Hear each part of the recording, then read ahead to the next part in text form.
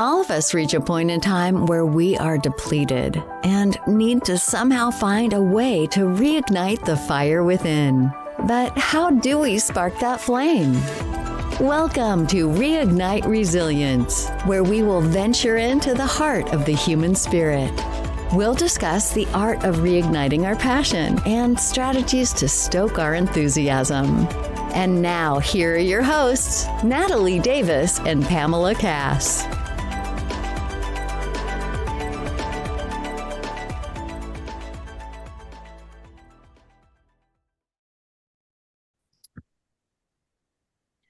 Welcome back to another episode of Reignite Resilience. I'm your co-host, Natalie Davis, and so excited to be back with everyone. It's been a little bit of time, but joining me, of course, is Pam Cass. Hey, Pam, how are you today? I am fabulous. And it's so funny because agreed, we have not been together recording for a while because we've both been kind of busy. Yes. But this last weekend, I got to see one of our last guests in person, like physically in person, which is so much fun when we get to do that, and was able to share his episode, and it had just launched. So so I love what we do. This is so much fun. Awesome. That is exciting. I've had quite a few conversations about the last couple of episodes that we've aired because there are some curveballs that come out of left field in some of those episodes. You're not expecting it, and then you're bam, like, here you are. Yeah. Exactly. And you and I just put a smile on and we just muddle on. Exactly. I'm like, well, that is definitely a story about resiliency. That is absolutely it. It's our lives. Yes. Love it. Well, we have a special guest that is joining us today as well, and I'm really excited to dive in. So, Pam, I'm going to turn it over to you to tell our listeners who's joining us so that we can dive in. Yes. Well, I am super excited about this guest. She happens to be my mentor in a speaker academy that I'm going through right now. So today we have joining us Heather R. Younger, JD-CSP, shifted from the courtroom to the boardroom, where she helps leaders turn understanding into impact to create a leadership advantage that gets results. Heather is a former practicing lawyer who puts empathy into action as a leading expert on caring leadership. She is a trusted contributor to leading news outlets like Forbes, Fast Company, Bloomberg, NBC, and ABC on caring leadership and active listening at work. She is the visionary founder and CEO of Employee Fanatics, a preemptive employee engagement and workspace culture consulting firm to Fortune 100 companies. Heather has been named to the Thinkers 50 Radar 25, an esteemed recognition that highlights the world's leading management thinkers shaping the future of leadership and talent development. Employee Fanatics conducts annual research on workplace culture, relying on employee voices for what is relevant now to help companies redefine a culture strategy that gets results. Heather has personally read over 30,000 employee surveys and facilitated over 100 employee focus groups, including her signature Art of Active Listening sessions. Heather offers preemptive focus groups and site visits for speaking engagements to ensure complete customization. With over 25 years successfully managing teams, she has worked in customer experience, sales, and large account management for multi-million-dollar accounts and multiple industries such as tech, staffing, healthcare, professional services, the public sector, and financial sector. She's a renowned keynote speaker, drawing insight from current data and putting into practice what she teaches in her caring leadership transformational model. Heather is an award-winning leader in the area of employee engagement, as recognized by Inspiring Workplaces, is a LinkedIn Learning Course partner, 3-time best-selling author, TEDx speaker, and the host of the popular Leadership with Heart podcast. Wow.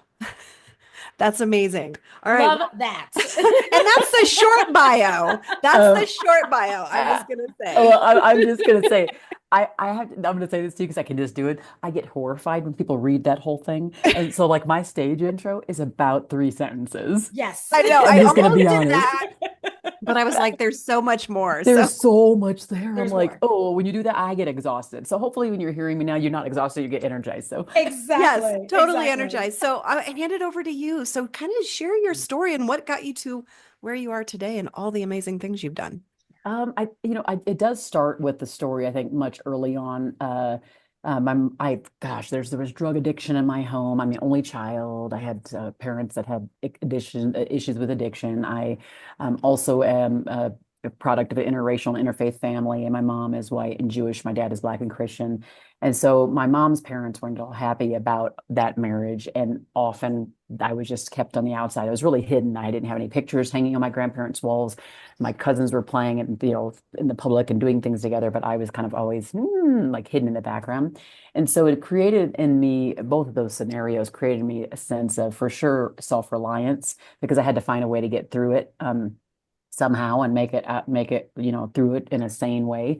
And at the same time, it also it created this sense of not feeling like I was good enough for like a very, very long time, right? So there's just like this sense of self-reliance and confidence in my ability to overcome, while at the same time simultaneously being at a place where I didn't feel like I was kind of worthy or good enough or those kinds of things. And it was the chirping that followed me through a lot of my life. And it didn't happen probably until my 40s, to be honest, where I started to work through more and more and more of it, and then realized the level of strength that was inside of me. So the strength that is coupled with my ability to be compassionate, to be leading with empathy, and to listen. The two things that are able to coexist at once is a big strength of mine.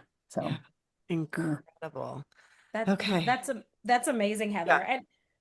And what I hear, because I think that there's a common theme that we see quite a bit with our guests that come on, is that you kind of go through life with these things, right? They're in your backpack and it's just part of it, right? It's like if you have an ailment in your body or a pain, you just kind of go through. It's like, oh, my back hurts. It's fine. It'll get better eventually over time. And then you have that light bulb moment or that realization in your 40s. It's like, you know what? This is not my crap, and this is not my identity, and this is not who I am. Was there a pivotal point where you realized I need to do the introspective work and kind of peel back? oh Who my am I? gosh. And is this mine? Oh, there was so much of that. I think Yeah. there were bits and pieces of that when I was I went to law school here in Colorado, see Boulder, and when I would say in my 20s, I decided that first year of law school I would not go clerk at a law firm. I instead went to Israel, and I did that as a study abroad program, and I was there for an entire summer, and it was part of my like personal journey of like self-discovery. So I would say that was probably one of the pivotal points, because I realized during my visit there that not everybody was like those elements of my family, that kind of exclusive stuff and all those things. Um, so that was the first one. And I think probably after that, it was children. It was like my children, because I grew up, this is religious, but it is what it is. I grew up as a Reformed Jewish person, looking like I do. And then my dad was like Christian. So having the two different religions kind of working together, celebrating all the things. And so then I have kids at 31, and I'm like, I start to see my kids very early on taking to their faith. And I realize, I don't need to stay there. I kept trying to stay there. So there, meaning in the back in the history of like trying to connect somehow to the family. I want to move forward in my life with my own family. And so Yeah. then over time, I decided, okay, I don't need to stay connected. And at some point, I decided to convert. My husband's a cradle Catholic, and I decided to convert to Catholicism. And so I still have the heritage there, but in the end, yeah, that's a whole nother set of journeys. I realize how unique my background is, so I get like so interesting. Mhm. But that was another one. Boom. Okay, 31, 32, 33. I'm like, I think I'm actually more interested in my journey going forward than trying to hold on to the past or like be a part of that family. I want my own family. And Yeah. then I would say, after that line, gosh, there's always like little tiny little pivot points. There was a time I was working. So I had now my third, the guy who's going away to the Naval Academy now. I had just had him, and I was working at this place, and the manager I was working for, it was a tough relationship, let's just say. And she didn't have any confidence in me, and she just was at every turn, it didn't go well. And I remember being in the office, uh, and someone was reporting to me, and I went over to her, and I was in my office. I felt like I was having like my eyelids, my face, everything got numb. Like I didn't know what was happening. I thought I was having a stroke, and I was in my late 30s. Yeah. Maybe I hadn't quite had him yet, but I was around that time. So I feel like I'm having a stroke. So I come out of the office and I go to my team member and I go, I think, can you take me to the ER? I think I'm having a stroke.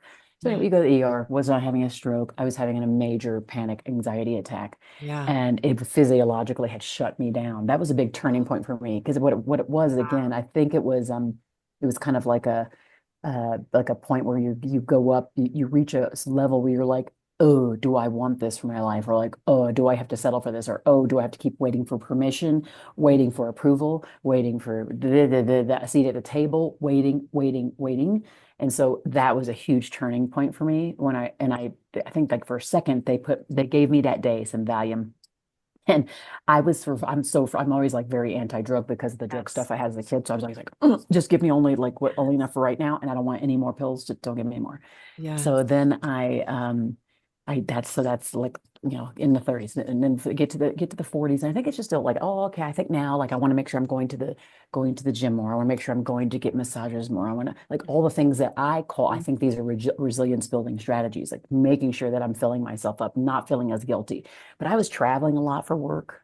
And I was gone all the time, and I started to feel guilty because again, like 4 kids, and they were smaller as I was traveling in my early before I started speaking. I was already traveling, and I just was feeling all this guilt. I'm not being good enough, not being a good enough mother. Again, the not good enough thing just kept coming along.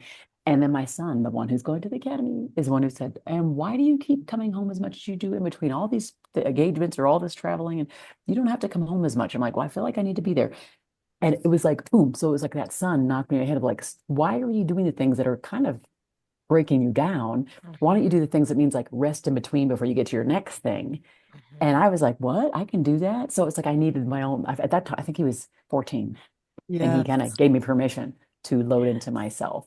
And then Yeah. I would think finally, January of 2024, I went to a retreat where I was just exhausted. I was speaking. I spoke the year before way too much.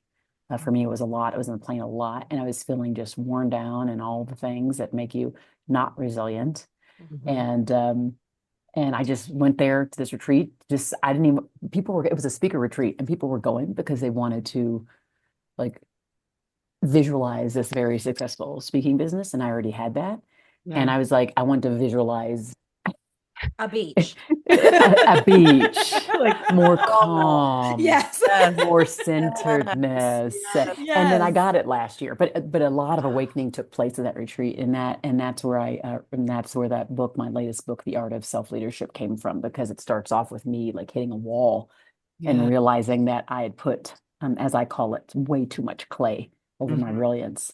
Yeah. And so I needed to do a lot of things to kind of uncover the clay and to become like my strong self, the person that I am. So yeah, So that's the journey. when you kind of hit that wall, when you were sitting there and your face is numb, and you think you're having a stroke, were you an attorney at that time still I working in a law wasn't firm? practicing. I mean, I am a non-practicing attorney, but even Got then it. I wasn't practicing, but I was doing like the contracts for the place. I was more like sales, client service. I've been in client Okay. experience for a long time. Yeah. Okay. And so when that happened, you said it was a big changing point. Did you walk away from that career? Did you change something about that career? When did you go from there to where you're at now, where you're speaking and author and you're speaking about topics that are obviously related to what you went through when you're working at these companies? Um, so I left there. That particular person I was working for was like, I had promoted, I had done a proposal saying that I wanted to be promoted to this particular position. Yeah. And she and the CEO, like, they were like, oh no, we don't need the position. And I'm like, okay, well, I'm already doing this role, and this role would really help as far as like legitimacy or credibility with these hospital clients that I was, working with and stuff. Mhm. And so she said no, or she was like, no, we don't need that. And I'm like, okay, fine. Okay, so then I just went looking elsewhere, which is what we all do. I mean, this is what Mhm. happens, right? Well, what many people do, maybe not we all do. So I did it. So I was like, I already had my mind, I knew the kind of role I wanted, I knew the kind of exposure I needed. So I went and then ended up finding another position. And in that position, that was one of the like another pivot point that was around. And so I was doing client development there. I was going to another role that was leading client experience for a tech company, much bigger company. And but I knew when I took the role over, they were going through a merger that there may be a layoff, and there was, which is what put me on the path of having my own company, Employee Fanatics, because there was, after about a couple of years, there was a layoff, Okay. which continued to help and to make me build that resilience muscle. Yeah. Because in every wall we hit is what makes us stronger, and we should be looking for the walls. We should be looking for the walls to scale. We should be looking for them to run through, right? That's really the Right. gist there. And so Yeah. that's what it was. I hit it, and I'm like, gosh darn it, here's another dang wall.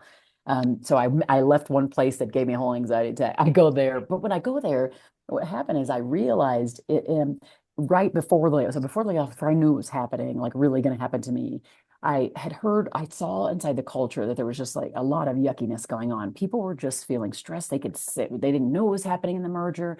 Not a lot of answers, but more questions, let's say. Yeah. And so I find myself in the same place, feeling a little stuck, feeling small, feeling unheard and unseen, all those things. So I go to the head of HR and I tell her, like, we need to do something. And the culture is really bad. Like, it's awful. We need to do something. And she goes, you're right. You should go do something about that. And I'm like, wait, what? I should do what? Wait, what? I'm leading customer experience. What? Me? Me?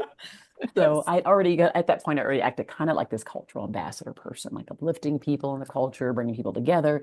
So I took her up on it, created an employee engagement council, brought people around. There was 5 companies were merging, and brought people from all those companies together to kind of think about how could we create more trust? How could we break down the walls and just make the merger better? And it started to work, and we started to see some shifting dynamics internally, but the merger didn't go well, like period. They brought in too many high paid people. The product was onboarded too fast, all the things. And so the merger didn't go well. So there were about 200 people laid off, and I was one of the first in that 200 people. Wow. And I was like, that, wow, like, wow.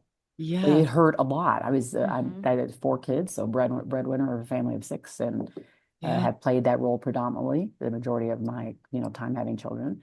Yeah. And it was an owie, like it hurt. And I want to say, I want to say it was about 2-3 weeks of just woe is me and going Yes. on, like Yeah. victim, woe is scary thingy going on. Mhm. And then, like I say to people, like then I just kind of got sick of myself. I just flipped the switch in my head that said I needed to stay in the past, or needed to stay stuck in the place where those people put me, Yeah. and said, nope, don't need to be there. And then I just started to look back and think about all I had gained in that position, and realize that the skills that were there, my great friends that were there, and I got a really great severance. So it allowed me to be like building this business. And Business. Yeah. yeah. Oh, And then I left there. Interesting enough, I left there, and while I was building the business, it still wasn't quite enough for all the family and all the stuff I had to do. yeah. So I took on another position, and that position, that was about not quite 2 years. Just a second, hold on. My husband doesn't realize I'm on this call, I guess. I don't know. No worries. I love it. I did sell him that, but it goes in ear, one ear, Of out course. the other What do ear. you mean podcast? What is Yeah, that? yeah. That Talking means about? it's recording, and that means you don't talk. Shush. So he's gonna go. I'm gonna go to the mailbox right now, Yes. and let me come back. Thank Oh you. my gosh. Yes. Oh gosh. All right. So I'll talk a little bit, then I'll stop. You have somebody who edits, or somebody here edits, so you're good with Oh, this? absolutely. Okay, Yes. good. Yes, Yes. yes, Good. yes. So sorry about that. Oh my No, gosh. you're You're good. good. Once he comes back, then he'll be out of the way, won't be good. But Yeah. so I go, after I leave that, I still have to go work. So I go work, take on a position at a county here in Colorado, and I'm going, first I'm leading customer experience, and then they do a reorg, and I lead organizational development, and then they do a reorg. They just keep doing a reorg. I mean, change was rampant. I was going through between Yes. mergers and layoffs and reorgs. It was like, oh my, like Yeah. trains, Yes. So I do that, and it's like being hit, like hit. And at one point, when they take me out of one role to the next, I don't have a team anymore. So I had been like leading teams for like 20 something years, and I don't have a team. It's just me. Actually, it happened twice. It happened during the merger situation, when they brought me in, or I was in there, and then they decided they were merging roles, and they put me in charge of something. It was still customer experience, but it was over like tech stuff, which I had no experience on. But it was okay, because I learned a lot there in that tech space. Like I didn't really know it. Yes. I learned a lot. So that happened, and I didn't have a team for like 3 months. Then I go into another place. I have a team. I'm doing this, and then they do 2 orgs, and I'm in organizational development. all by like it's just me. I'm managing organizational development for this large county. And then they started bringing more people on, but it was just me for, again, another 3 months by myself. And I'm telling you, it was so weird. I had no identity. I Yeah. was so used to leading team, like I was being a Yeah. contributor and leading people often, but it was weird not having like other people coming to me, not leading a team. It was Yes. so that happened. So those are multiple things that just kept hitting me. I was writing a book, first book, Okay. self-publishing a book, consulting all at the same time, like traveling. And oh, I gotta And tell getting you, bounced around from department merger Yeah. change. bounced Yes. around. Yep. Oh, that Yes. could say sense. Identity, no identity, identity, no identity. Exactly. Exactly. And you have Exactly. a Like, vision, like there's Yeah. something bigger and I need to get to it, but Yes. here I am. Oh my gosh, I love that. Well, Heather, when you look at like the journey of writing your first book, because yes. I mean, you're like barely head above water, right? As you're, I mean, Yeah. no judgment. This is a safe space. Oh, But listening to everything I that was don't feel going on. judged. And I could care less anyway. I told you I'm past that point. That's right. But head barely above water. And then you go into not only like creating this business, knowing that you have the ability to have a greater impact and writing a book. Kind of talk to us about that segment of your life that you were also pouring yourself into. Well, luckily I had 13 months of unemployment. Okay. Yes. And Very nice. so while I was there, I was doing the writing. And so by the time I got that job, that was kind of what do you want to call that? Rebound job. Once I got the rebound job, just to hold me well until I could kind of Yes. get all of the things in place. Uh, then I was already like 70% done with the book. Okay. So So easy to do. yeah, so that wasn't too bad because then when I got there, I was just finishing and tweaking. The biggest part, to be honest, was the job that I had taken was about 40 to 45 minutes from my house, but my kids were kind of like at different schools. They were at a different school. They were already like, let's say 45 minutes from our house, but then they were like 45 minutes from me, and then it was like we were playing Lot. checkers, like we're all the people, we're all the parts, we're all the things. So Yes. as the mom, who's like, I'm the only child, but like at the same time, like these are like my little birdies, like little chickadees. I'm like, okay, my chickadee over here and I'm here. And now I start to post on LinkedIn and people start to ask me to come and consult for them. And now I'm traveling all like I have one client, I have a couple, but one in particular that has me coming to Pasco, Washington. So I have to go into Seattle, fly to Pasco, and doing that like once a month for several months. So I was doing that. It might have even been like even a couple times a month, taking off all the max pay. Good news, I had really a lot of good max time off at this place I was at. So I was taking off max time off, flying over there, having my chickadees all over the place. And at one point, I'm just like, again, I'm about to jump off a cliff. This is just like a lot to Yeah. manage this full-time thing. This, that. Right. So finally I say, yeah, I think I've reached my level and I, now I'm ready to make a decision to leave the day job and do my full-time thing. yes. And that was October of 2017. I haven't looked I back feel like since. I feel like you have earned a PhD in resilience. When you asked Yes. me, I was like, and so like I don't need that. Like, no prep time here. No, My I prep mean, I'm time just was my like, life. I'm like, oh my it's the God. story of my Are you life. That's exhausted? it. You're like, Yes. you're like, see, I told you, you're like, I'm exhausted. What's Nothing. happening? No big deal. Yeah, just, kids, travel, jobs, book, blah, blah, blah. Yes. All the Yes. things. Oh I love gosh, Oh my that. yeah. That's a gosh. big And piece. every one Mhm. of these positions and raising the kids and traveling and consulting, all of that is building the knowledge that you have today, which is shared in your books and your consulting and all the other incredible things that you do. Yes, exactly. And it's so funny because even when I'm like the good thing about like that background early on and then where I'm at now is that I did when I was unemployed, so I was 13 months unemployment. Guess what I had to do as an attorney who like, was like, whatever, like thought of as the whatever. Um, I had to do food stamps for about 6 months. Okay. That was you want to know about. So in the middle of the resilience, there's this humility factor that you get Yes. smacked in your face, and you're like, oh, maybe you're not all that in a bag of chips potentially. Yeah. Um, and so I did that because I kind of had to. It is what it is all of us here. Yes. And then I got off as quickly as I could, and I was back on working and hadn't looked back since. But still, that was like another little hiccup. I was like, oh gosh, I gotta Yes. go like do this thing, and I have to. Yeah.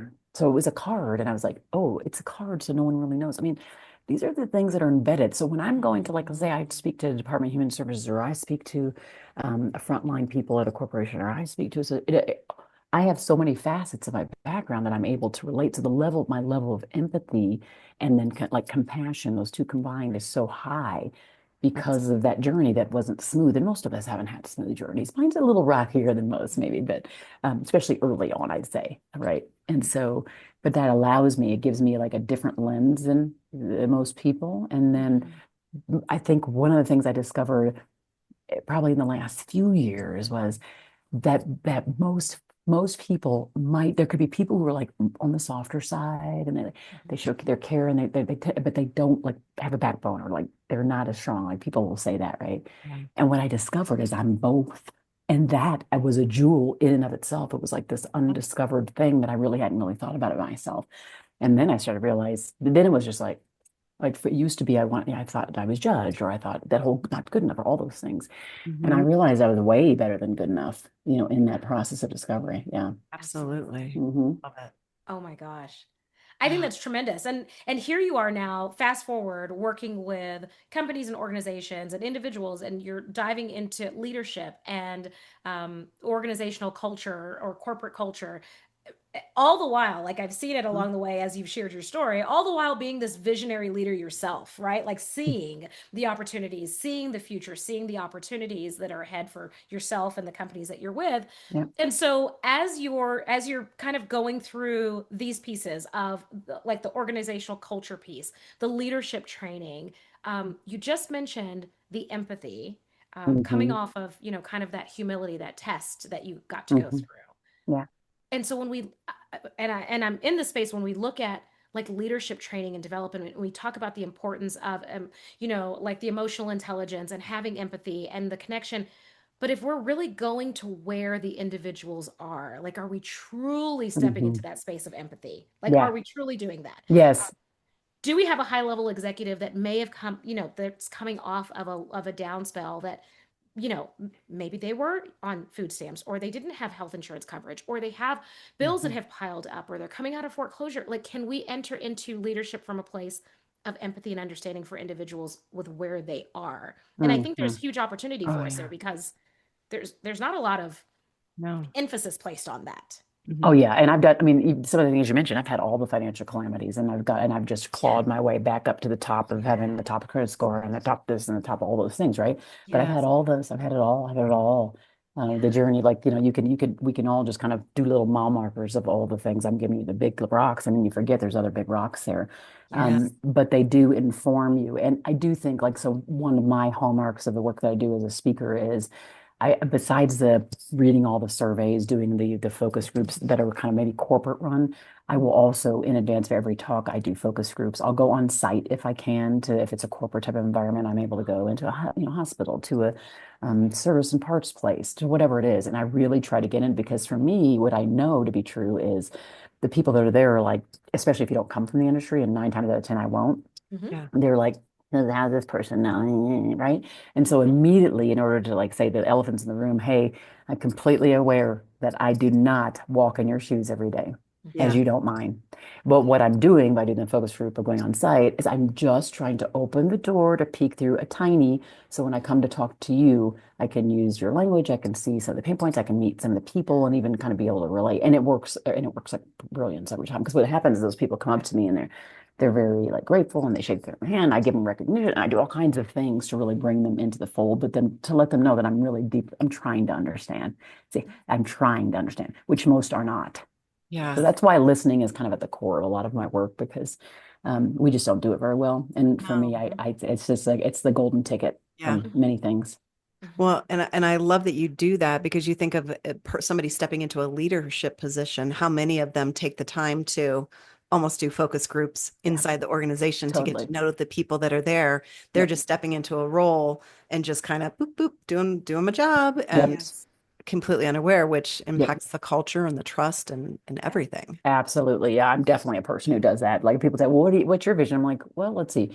I mean, I can tell you what best practices are, but I can't tell you my vision until I speak to the people who are in the front, who are actually like serving our clients or whatever it is. I just can't do that. And people think that's the strangest thing. Or even like if I'm going into a pre-booking call, let's say on the speaking side, and I'll say, well, just so you know, like here are the options, but I'm not going to tell you right now which way this should go until I either like, I need to ask you more questions. I'd love to have a focus group with some of your people. Like, I need to know more. So that's why that kind of research mind, that real deep curiosity mind is another differentiator for me. Because I can't, it's hard for me. It drives me bonkers if someone wants me to come in and just take something off the shelf. It's like, that's not doing any of this justice at all. No, not at all. Not only take it off the shelf and fix it, right? Because there's always that piece of it, like fix it, make it all better.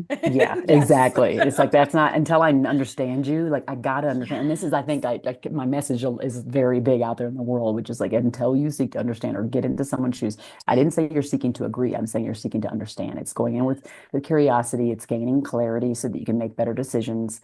And so it's just, and it's, by the way, it's so interesting because the listening applies whether I'm talking about self-leadership, like, are we listening to yourself? Like, what are the things that are you peeling back and being introspective about who you are, what you stand for, what your limitations are, all those things. So because you can't very well lead other people if you don't have a good handle of it. And I realize that even just as I look back on my leadership journey, thinking about where there might have been some hills and valleys on my own leadership, because again, 25 years of managing teams, I can think of times where maybe I wasn't the best. And what were the contributing factors of that? And a lot of it was about the stuff that's just the earliest story.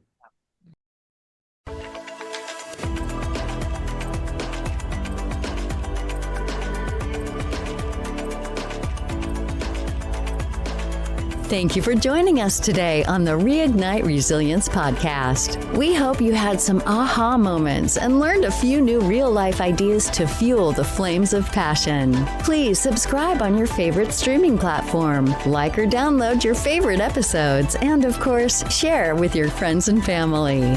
We look forward to seeing you again next time on Reignite Resilience.